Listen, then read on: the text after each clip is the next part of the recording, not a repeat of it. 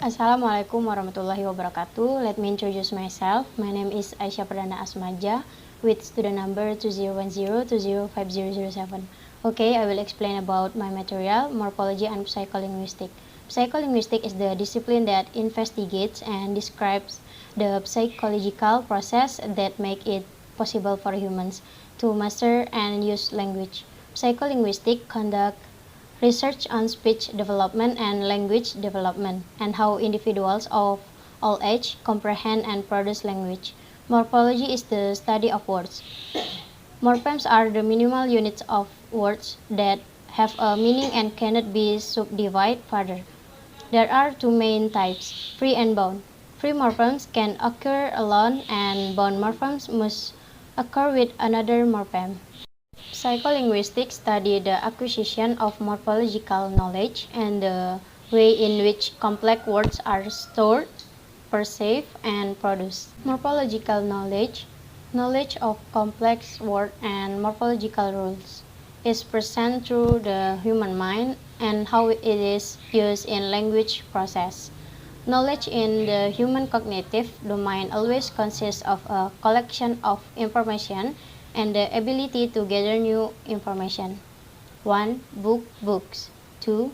Book plus books. For example, when we want to use the word books, we have two ways of doing it. Retrieving the plural book from our lexical memory, or creating the word by adding the ending s to stem book.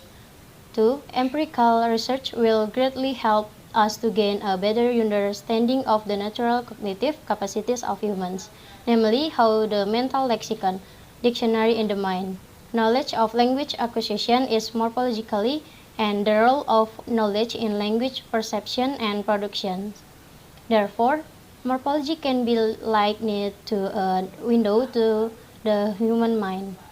Mental lexicon, often also called mental dictionary, has a system that allows us to retrieve words quickly even though they are stored randomly with thousands of other words in our lexical memory.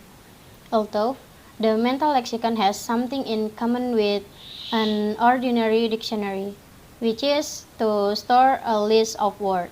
Of course, there are significant differences between the two.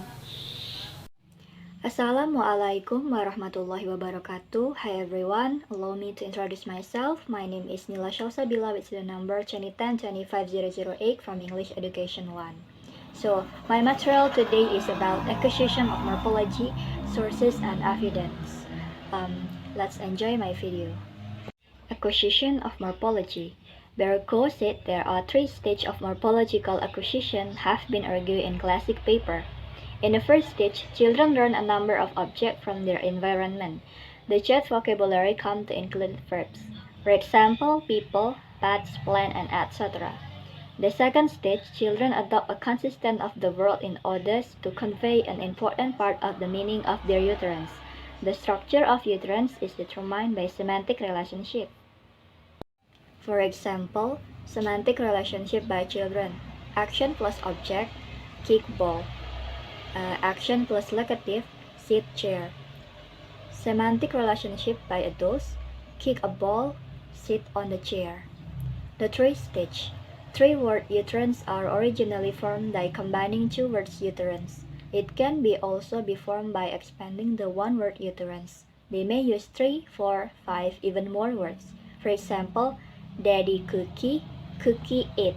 And these two-word utterance become daddy eats cookie. Alright, next material is sources and evidence.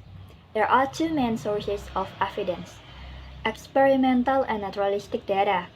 Experimental psychology is a branch of psychology dealing with study of emotional and mental activity as learning in humans and other animals by means of experimental methods, and psychologists use experiments. In morphology in mind, naturalistic data are the second sources of evidence for the theories. These are data concerning the actual behavior of language users. And another instance of naturalistic data is error speech.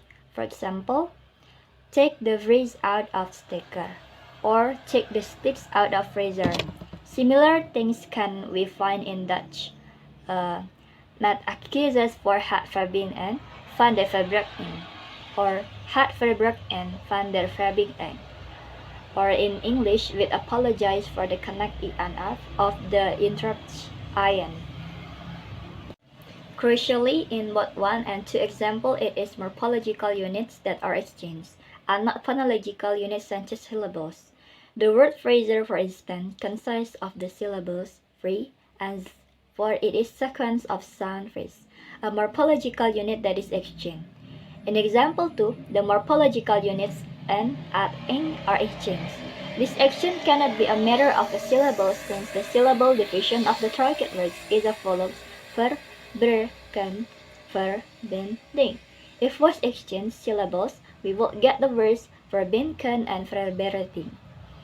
A last source of naturalistic data to be mentioned here is the language of pathology. The language behavior of people with a language deficit, such as Aisya, may throw light on the mental representation of morphology. Aisya is a language impairment resulting from damage to the brain, in the most cases due to cardiovascular accident. I think that's enough. Thank you. Hello everyone, my name is Chayatie Ambar Sari with my student ID number 2010-205006.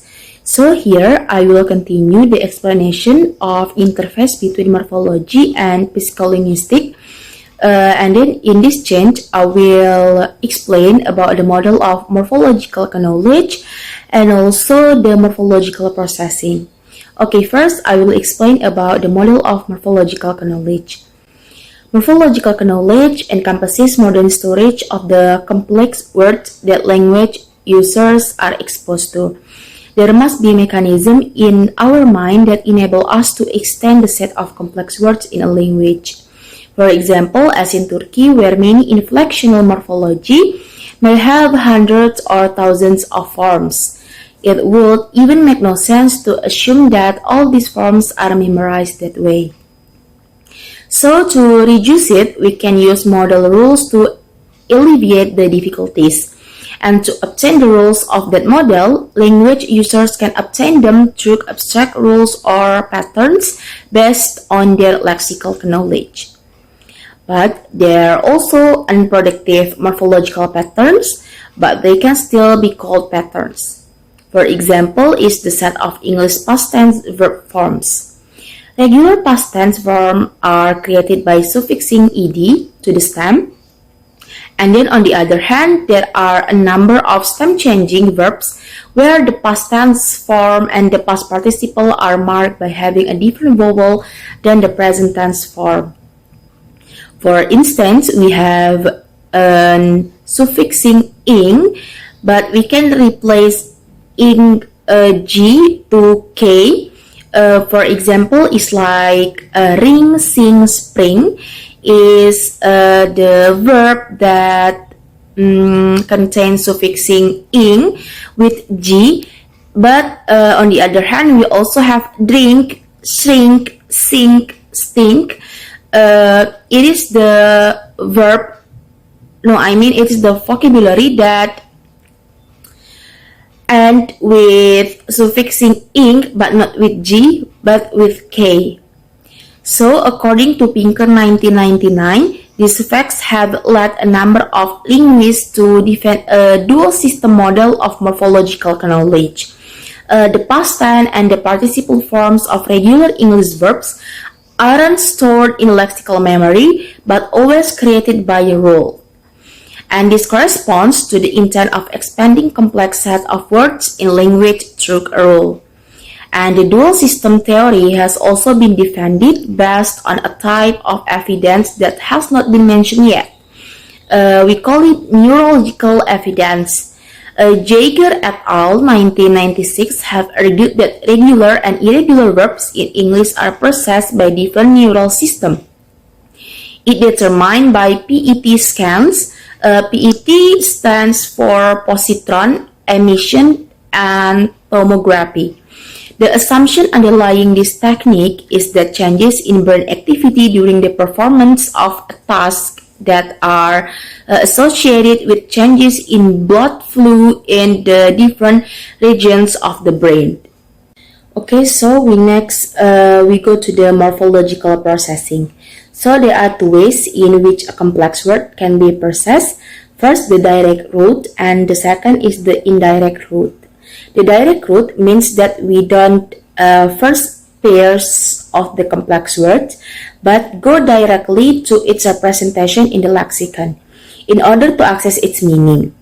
The indirect route means that a complex word is pairs into constituent morphemes and that its meaning is computed after we have gained access to its constituent morphemes and their meanings. And the parsing of complex words is also affected by relative frequency, the frequency of the complex word compared to that of its base word. If the complex word has a lower frequency than the base word, this will make parsing of the complex word easier and more efficient than direct retrieval. That is the explanation from our group. We apologize if we have any mistakes. So, thank you very much for your attention and see you. Wassalamualaikum warahmatullahi wabarakatuh.